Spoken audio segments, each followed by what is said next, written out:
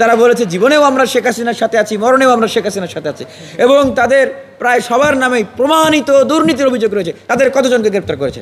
এই জন্যই বলছি যে উপদেষ্টাদের নিয়োগ প্রক্রিয়াটা আপনারা যথাযথ করেন। দায়িত্বশীল ব্যক্তি যারা রাজনীতি জানে, বোঝে এবং প্রশাসন বোঝে, দক্ষ এই ধরনের লোকদেরকে আপনারা বিভিন্ন জায়গায় আপনারা উপদেষ্টা হিসেবে নিয়োগ দিন, অন্যথায় এই অরাজকতা আরও বাড়বে। বৈষম্য বিরোধী ছাত্র আন্দোলনের প্ল্যাটফর্মটি ছিল বাংলাদেশের মোস্ট পলিটিক্যাল প্ল্যাটফর্ম। এটি বাস্তবতা। আমরা পরিস্থিতির কারণে, আমরা কৌশলগত কারণে সেটিকে আমরা অন্যভাবে ভিন্নভাবে উপস্থাপন করেছি। এখন পর্যন্ত সরকার এই যে যৌথ বাহিনীর অভিযান গেল, পুলিশ সবাই মিলে এই মাস্টার যারা সদ্য নির্বাচনে অংশগ্রহণ করেছে তাদেরও কোনো অংশগ্রহণ করার সুযোগ নেই। কতজন এমপিকে গ্রেপ্তার করতে পারছে ভাই বলেন? কতজন এমপিকে গ্রেপ্তার করছে? বরং যাদেরকে গ্রেপ্তার করা হয়েছিল তাদেরকে জামিনে মুক্তি দেওয়া হয়েছে। গতকালকে ঝিনাইদহের এমপিকে জামিনে মুক্তি দেওয়া হয়েছে। এই যে ব্যবসায়ীরা, এই যে বিভিন্ন গ্রুপ, সিটি গ্রুপ, আপনার হচ্ছে যে অরিয়ন গ্রুপ, তারপরে যে বসুন্ধরা গ্রুপ, তারপরে যে সামিট গ্রুপ, এসালাম গ্রুপ, এই যে গ্রুপগুলো ছিল শেখ হাসিনার ভ্যানিটি ব্যাগ, আওয়ামী লীগের পকেট, মানুষকে রক্ত শোষণ করে সিন্ডিকেট করে তারা হাজার হাজার লক্ষ লক্ষ কোটি টাকার মালিক হয়েছে। এবং তারা কি করে ভাই, সাংবাদিকরা আপনারাই তো সাক্ষী, টিভিতে আমরা কতজনকে গ্রেপ্তার করেছেন। সরকার তাদেরকে গ্রেপ্তার করতে পারতেছে না, তাদের বিরুদ্ধে ব্যবস্থা গ্রহণ করতে পারতেছে না। এই যে প্রশাসনে যারা মাঠ প্রশাসনের থেকে গুলি করার অর্ডার দিয়েছে, যারা এই আওয়ামী লীগের লেসপেন্সারি করেছে, প্রশাসনের চেয়ে বেশি তারা ছিল লীগ, তাদের কয়জনকে গ্রেপ্তার করা হয়েছে ভাই? রাজনৈতিক দলগুলোর দায়িত্ব ছিল এই গ্রেপ্তার করা, শাস্তি আওতায় নিয়ে আসা, এগুলোর জন্য আন্দোলন করা, কিন্তু তা না করে তারা নির্বাচন চাচ্ছেন। তাই আমরা বলবো, এই সরকারের প্রতি আমরা আহ্বান জানাবো যে আপনারা মেরুদণ্ড সোজা করে জুলাইয়ের গণ অভ্যুত্থানের স্পিরিটকে ধারণ করে আপনারা কাজ করুন। এবং উপদেষ্টা যে নিয়োগ দেওয়া হয়েছে এটি নিয়েও বিতর্ক রয়েছে। এই যে উপদেষ্টা নিয়োগ দেওয়া হয়েছে, কী প্রক্রিয়ায় নিয়োগ দেওয়া হচ্ছে, এটির স্বচ্ছতা, জবাবদিহিতা এবং সার্বজনীন যে প্রক্রিয়াটি মানুষের সামনে উপস্থাপন করতে হবে, স্পষ্ট করতে হবে। আর আহ্বান জানাবো, এই যে আমাদের শিক্ষার্থী বন্ধুরা যারা দ্বন্দ্বে লিপ্ত হয়েছেন, সেই যে প্রতিষ্ঠানগুলো রয়েছে, সেই প্রতিষ্ঠানের যারা অধ্যক্ষরা রয়েছেন, যারা আপনার আইন শৃঙ্খলার দায়িত্বে রয়েছেন, এবং প্রত্যেকটা শিক্ষক কর্মকর্তার আমি মনে করি এই মুহূর্তে নৈতিক দায়িত্ব, তারা গিয়ে নিজ নিজ শিক্ষা প্রতিষ্ঠানের শিক্ষার্থীদেরকে আপনারা বাবা সোনা বলে তাদেরকে বুঝিয়ে নিজ নিজ শিক্ষা প্রতিষ্ঠানে ফেরত আনুন। শিক্ষার্থীদেরকে আমরা হাত জোর করে অনুরোধ করছি, প্লিজ আপনারা কারো উস্কানিতে পা দিবেন না। আপনার মায়ের বুক খালি হলে আপনার বাবা মার কষ্ট হবে। আপনি আপনার হাত ভাঙলে আপনি সাবারার করবেন, কিন্তু কেন আপনি হাত ভাঙছেন নিজেরটা, বা কেন আপনি আরেকজনের হাত ভাঙছেন, এটি কিন্তু আপনারা জানতেছেন না। এই আহ্বান জানাচ্ছি, এবং বিবদমান যে গোষ্ঠীগুলো রয়েছে, গ্রুপগুলো রয়েছে, তাদেরকে নিয়ে বসে এটির সমাধান করার আহ্বান জানাচ্ছি। এবং শিক্ষা উপদেষ্টার প্রতি আহ্বান জানাবো, আপনি বলেছেন যে শিক্ষার্থীরা অরাজকতা করলে জনগণ প্রতিরোধ গড়ে তুলবে। উনি আসলে একজন উপদেষ্টা বা মন্ত্রীর দায়িত্ব কি ভাই? উনি একদিকে যেরকম একজন অ্যাডমিনিস্ট্রেটর মানে প্রশাসক, আরেকদিকে তো উনি একজন রাজনীতিবিদ।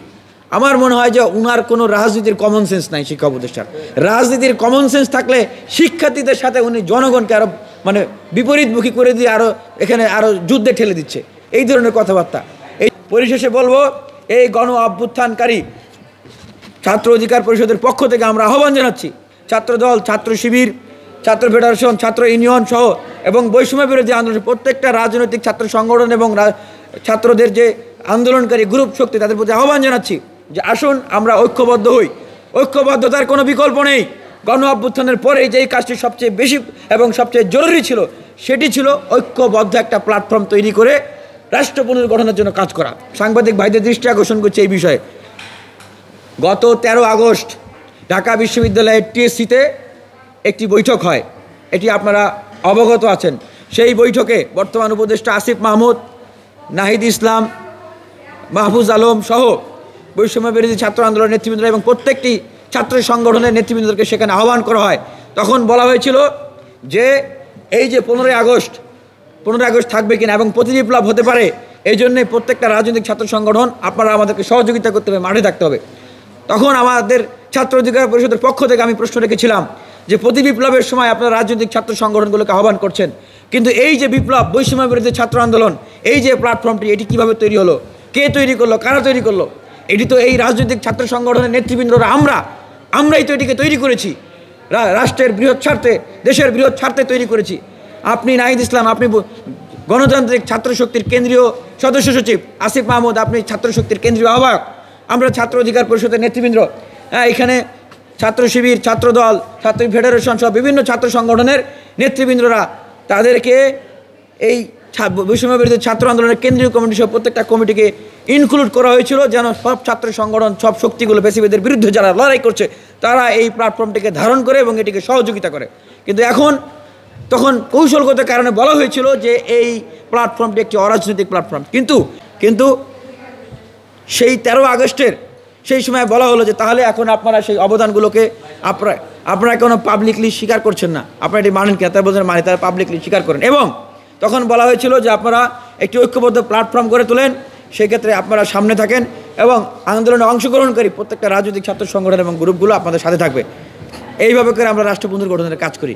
কিন্তু সেক্ষেত্রে সেটি না করে ব্যর্থ হয়েছেন, যে কারণেই মূলত আসলে এই সময়ের এই পরিস্থিতি, একটি অসম প্রতিযোগিতার সৃষ্টি হয়েছে এবং তাদের যে সকলকে ঐক্যবদ্ধ করে ধারণ করে রাষ্ট্র পুনর্গঠনের কাজ করা, সেটি করা হচ্ছে না।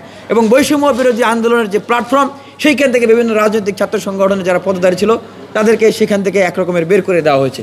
আমি বলবো যে এখনও সুযোগ আছে নিজেদের ভুল ত্রুটি, অভিযোগ, অনুযোগ সেগুলোকে শুধরে নিয়ে নতুন করে বাংলাদেশকে বিনির্মাণ করার জন্য, গণ অভ্যুত্থানের স্পিরিটকে ধারণ করে রাষ্ট্র পুনর্গঠনের জন্য এবং আওয়ামী লীগ তাদের অপতৎপরতা থেকে ঠেকানোর জন্য এই যে আন্দোলনকারী শক্তি যারা আছে ছাত্র সংগঠন বা গ্রুপগুলো, তাদেরকে ঐক্যবদ্ধভাবে কাজ করার জন্য আহ্বান।